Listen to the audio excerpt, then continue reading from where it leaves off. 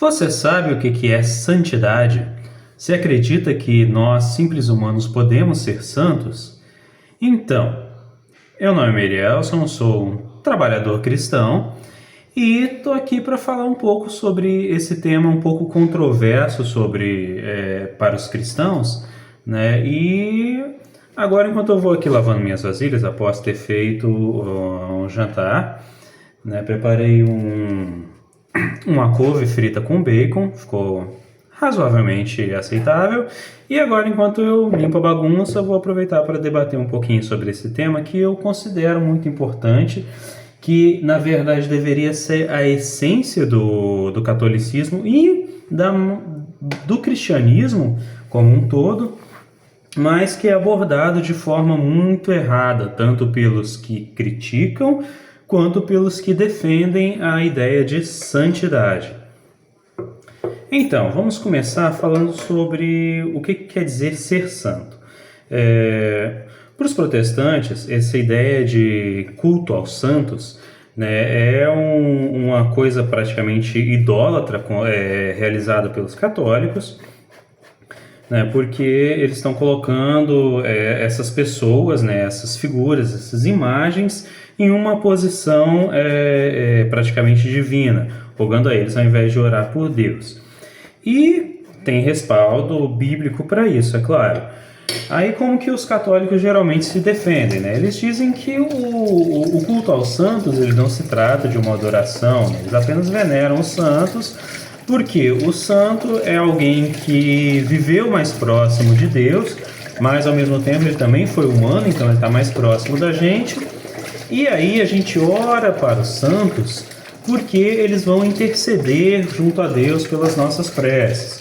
Então eles fazem um trabalho intermediário entre o fiel e Deus, né? Porque através da fé do santo, Deus esteja mais propenso a ouvir os nossos pedidos. Eu acho que nos dois casos isso é uma simplificação, um reducionismo muito grande do que deveria ser o conceito de santidade. Né? Isso deixa de fora o que é mais importante sobre os santos, que é o exemplo, aquilo que eles significam, aquilo que os levou a se tornarem santos. Se você for analisar, a maioria dos que são canonizados pela Igreja Católica, né, entenda que canonização é um processo burocrático no qual é reconhecida aquela pessoa pelo status de santo, né, para entrar para o cânon da Igreja. E é importante lembrar que esse processo, às vezes, ele tem uma influência política, principalmente no passado. Né? A gente pode, inclusive, citar algumas figuras que na prática de vida foram totalmente anticristãs, mas por terem sido benéficas para a igreja, foram canonizadas. Eu acho que o principal exemplo pode ser a Santa Olga de Kiev. Foi uma rainha da Ucrânia que era extremamente cruel com seu povo. Ela foi importante para a disseminação do catolicismo no país, ela tornou o catolicismo como religião oficial do país, inclusive fez isso à força, impondo sobre as religiões tradicionais do povo, e ela era uma tirana, chegando ao ponto de mandar o seu exército trancafiar uma cidade e queimar a cidade com todo mundo lá dentro. Então era esse nível de pessoa, mas pelas contribuições que ela fez para a igreja no país, foi canonizada e hoje é a padroeira da Ucrânia. Inclusive, considerando que a Ucrânia se tornou atualmente, faz até sentido. Mas, enfim,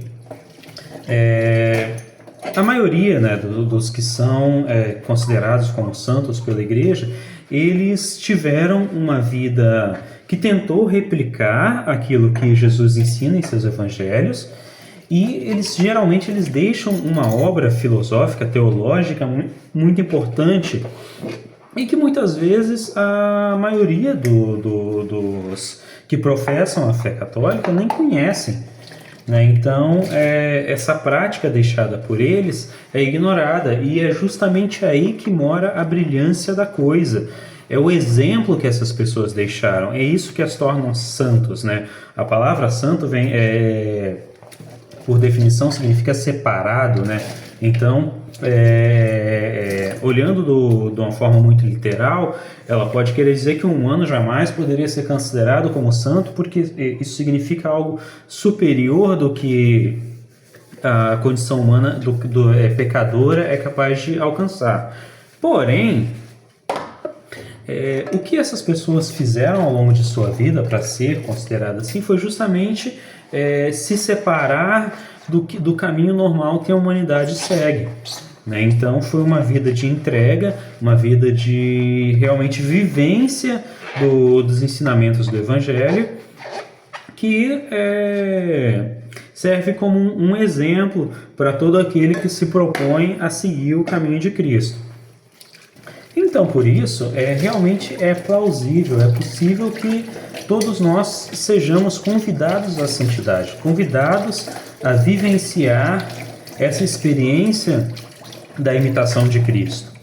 E hoje eu trago aqui para vocês algumas figuras que eu considero exemplos máximos do que é a vivência do Evangelho, a vivência dos ensinamentos de Jesus, pessoas que de fato dão um exemplo de como ser um cristão de verdade e que não são consideradas santos pelo cânon católico. Inclusive, uma delas nem cristão não é, né? Um não é católico, o outro, além de não ser católico, não é cristão. E outro não poderia ser canonizado, apesar de ser atualmente um sacerdote católico, mas como está vivo, né, não pode ser considerado santo. Mas a gente vai discutir um pouquinho sobre a vida dessas pessoas, o exemplo que elas têm a dar e por que, para mim, eles são exemplos do que é ser santo, do que é viver a santidade, do que é viver o cristianismo, ou pelo menos do que ele deveria ser. O primeiro deles já é bastante polêmico, mas quem conhece o trabalho desse cara não vai discordar. Se discordar é porque tem alguma coisa de errado nas intenções dessa pessoa, que é o padre Júlio Lancelotti. Esse senhor, já de idade avançada, é um sacerdote católico lá de São Paulo e há muitas décadas ele faz um trabalho de acolhida, de humanização aos moradores de rua.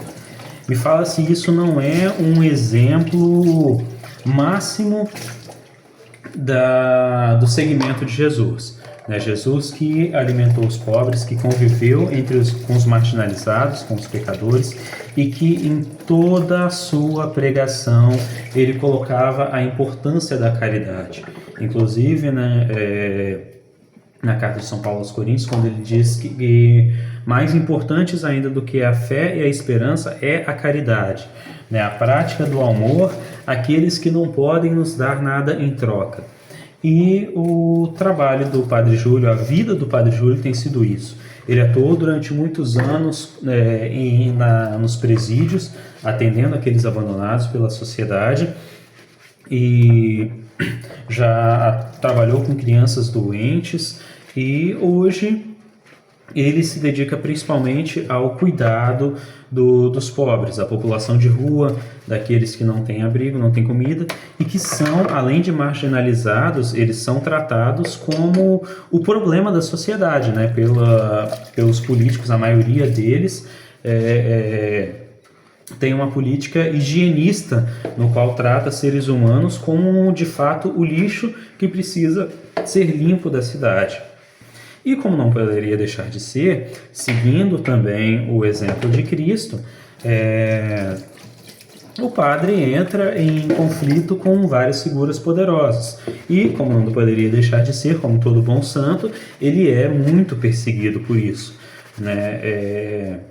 Já tentaram criar leis para dificultar o trabalho dele, leis da Câmara de Vereadores de São Paulo, proibindo a distribuição de comida entre moradores de rua. Já houveram campanhas de difamação do padre nas redes sociais, inclusive A gente já viu utilizar a inteligência artificial para produzir vídeos fake, para atribuir crimes gravíssimos ao Padre Júlio. O chamado Movimento Brasil Livre é um dos principais responsáveis por difundir mentiras sobre o Padre Júlio. Ele já foi julgado por isso, inclusive em 2 instâncias foi provado que esses vídeos eram fake, mas tem gente que ainda assim continua insistindo em propagar mentiras por ele.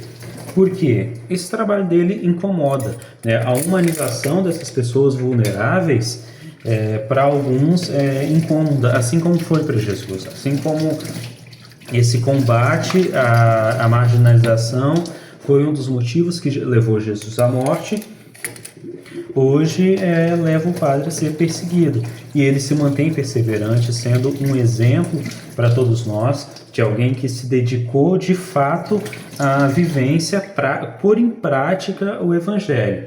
E por isso eu o considero um exemplo perfeito do que é ser santo hoje em dia. Nesse nosso mundo do consumismo, nesse mundo em que incentiva as pessoas a se degladiarem pela ascensão social, alguém que se entrega, que renuncia ao próprio conforto para estar servindo aqueles marginalizados. Isso de fato é ser santo, isso é ser evangélico de verdade. Por isso, eu acredito que no meu cânon da minha igreja cristã, que trabalha pela construção do reino de Deus aqui na terra, Padre Júlio é um santo dos nossos dias.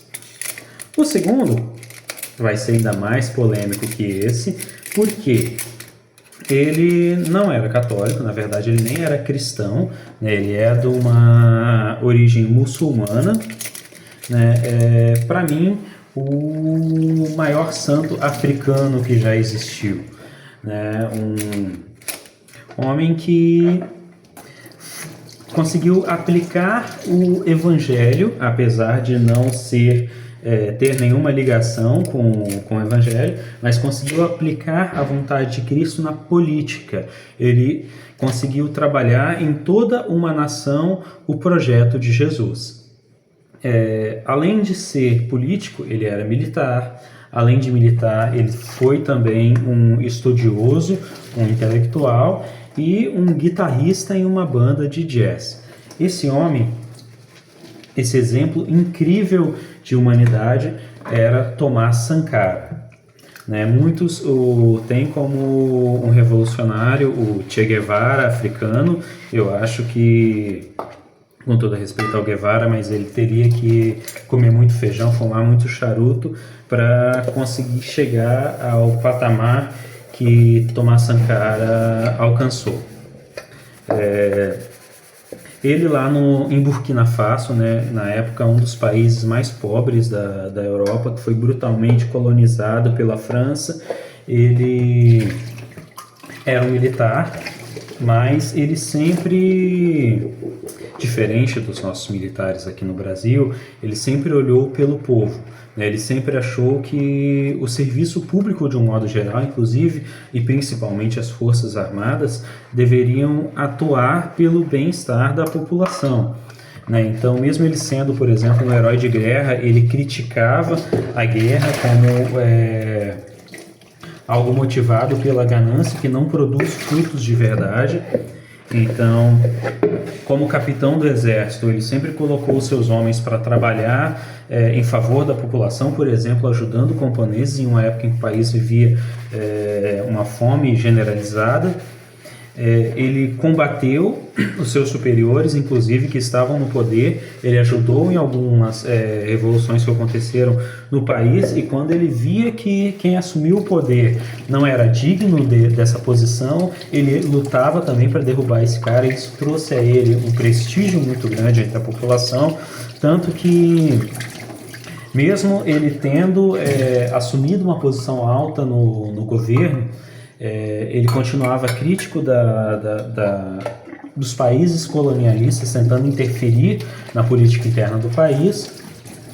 E ele era crítico do próprio governo, né, de como quem subia a posição de líder só queria ostentar poder e esquecia da população.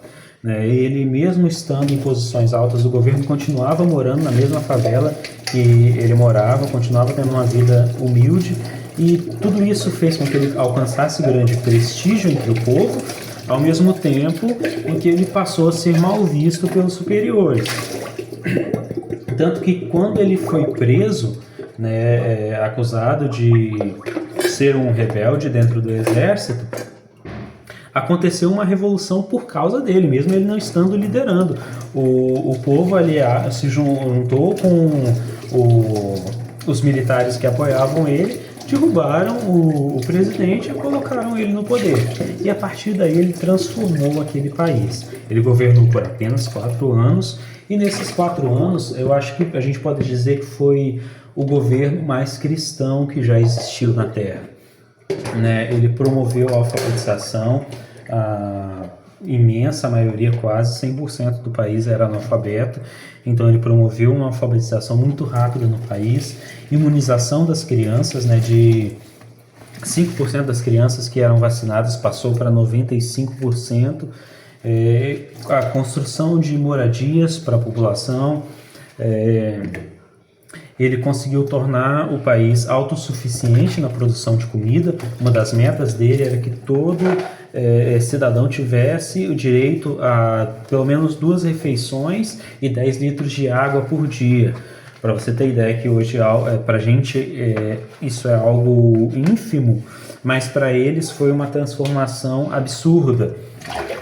Ele combateu leis retrógradas que proibiam a participação das mulheres no mercado de trabalho, na política. Ele se voltou inclusive contra e causou a ira de muitos líderes religiosos da época, de muitos empresários da época, e rapidamente passaram a conspirar contra ele. E consequência disso, como não poderia deixar de ser, mais uma vez citando o exemplo do que acontece com quase todos os que tentam seguir verdadeiramente o caminho de Jesus, ele foi assassinado, traído por um de seus companheiros. Olha aí mais uma vez a semelhança com o Messias. Ele foi assassinado pelo seu melhor amigo, que era o segundo no comando. Foi assassinado e rapidamente começaram a derrubar muitas das transformações que ele fez naquele povo, né? Hoje, Burkina Faso tenta retomar esse caminho revolucionário, né? A gente tem um novo líder no país que tenta seguir os passos do Thomas Sankara e novamente enfrenta a interferência colonial das nações imperialistas. E mais um legado que ele deixou para esse país, para toda a África e, é claro, para o mundo como um todo, é incontestável. Então, Thomas Sankara é alguém que eu considero o maior santo do século XX, alguém que, apesar de não ser cristão, conseguiu vivenciar na prática, aplicar a nível presidencial o projeto de construção do reino de Jesus. E o nosso terceiro santo é alguém um pouco mais antigo e que, por coincidência, também se chama Tomás, é o Thomas Müntzer, um alemão que participou da Reforma Protestante, né? Foi conterrâneo, na verdade ele foi discípulo de Martinho Lutero. Logo quando começaram os rompimentos com a Igreja Católica, o surgimento das primeiras igrejas protestantes, ele participou desse movimento, mas logo ele se tornou um crítico do próprio Lutero, porque ele viu que, apesar da revolta contra a Igreja Católica na época ser justa, né, já que a Igreja era um acúmulo de poder, né, servia aos reis e ajudava a explorar a população pobre, né, que é a imensa maioria das pessoas, Martinho Lutero formou lá sua nova igreja, questionou muito do que a Igreja Católica protestava, mas no fim ele acabou se aliando também aos nobres e novamente esquecendo o povo sofrido da época. E Thomas Miltzer era muito crítico disso. Ele via que o evangelho de verdade ele só podia ser posto em prática atuando pelos pobres, atuando pelo povão, pelos que eram sofridos, pelos que eram explorados. Né? Na Alemanha, na Europa daquele período de modo geral, a maioria da população eram servos, né? Eles moravam nas terras, eles trabalhavam no campo, só que a maior parte da sua produção não ficava para eles ficavam para o proprietário daquela terra, né? Para o senhor feudal, para os nobres da época, que por ter uma descendência de algum nobre conquistador que tinham um poderio militar muito grande, mantinham a vida daquelas pessoas sob a sua posse. As pessoas eram parte da propriedade. E Thomas Miltzer, inclusive, ele foi um dos primeiros a dizer que o reino dos céus ele não era algo para ser alcançado no fim do mundo, ele era algo para ser construído aqui na Terra, que a nossa obrigação como cristãos era trabalhar por essa construção, e que esse reino só poderia acontecer quando as pessoas fossem livres, inclusive no aspecto do trabalho, ou seja, as pessoas deveriam ter direito ao usufruto daquilo que o seu trabalho produzia. Então, ele passou pregando entre as comunidades pobres esse evangelho de libertação, e isso acabou levando às revoltas dos camponeses na Idade Média. De fato, camponeses se recusaram a pagar impostos, a ceder a sua produção aos nobres. Isso causou uma reação violenta da nobreza. Vale lembrar que isso teve apoio tanto da Igreja Católica quanto da Igreja Luterana. Essas entidades religiosas ficaram do lado dos poderosos. E isso levou a uma guerra generalizada no país, uma guerra civil em que os camponeses, armados com suas próprias ferramentas de trabalho, buscavam nada mais do que direito de poder ter a propriedade daquilo que eles consumiam, daquilo que eles produziam. E isso foi negado a eles de forma extremamente violenta. Dezenas de milhares de pessoas morreram nessas revoltas, inclusive o próprio Thomas Miltzer, mais um que foi martirizado, que foi esquartejado pelos nobres com a bênção da igreja, e para servir de exemplo para os seus seguidores. Mas ele não pode deixar de ser lembrado como um dos maiores santos que existiram até hoje, uma das pessoas que mais aplicaram o seguimento de Cristo, e às vezes é necessário, para poder colocar a construção desse reino em prática, é necessário partir, às vezes, para o enfrentamento. Não que a violência parta dos cristãos, mas que, às vezes, eles têm que ser capazes de reagir à violência daqueles que os exploram. Então, olha só como essas três figuras, elas, em dimensões diferentes, elas mostram como deve ser o verdadeiro exemplo de um seguidor de Jesus, de alguém que busca viver a santidade. Através do Padre Júlio, a gente viu a aplicação da caridade nos moldes de Jesus. Através do Tomás Sankara, a gente viu esse projeto sendo aplicado na política, e através do Thomas Miltzer a gente vê esse projeto de construção do reino sendo aplicado pela união dos trabalhadores na luta, às vezes a luta levada até as suas últimas consequências, por um mundo justo, um mundo melhor. Então, essas pessoas, para mim, eles são mais santos do que qualquer um que esteja no cânon católico hoje em dia. Não são pessoas a serem cultuadas, são pessoas a serem entendidas, estudadas, e que suas ações, que seus ensinamentos sejam replicados no nosso dia a dia. Que eles sejam de fato exemplo para nós, e isso é o que eu acredito que é um verdadeiro santo. E por isso eu posso afirmar categoricamente, todos nós somos convidados a ser santos, independente da nossa crença, independente da nossa falta de crença. Se nós somos humanos, se nós somos trabalhadores e acreditamos que esperamos e necessitamos de um mundo melhor, cabe a todos nós trabalharmos pela construção desse mundo, porque só então a gente vai conseguir alcançar o reino de Deus, o reino que Jesus esperava.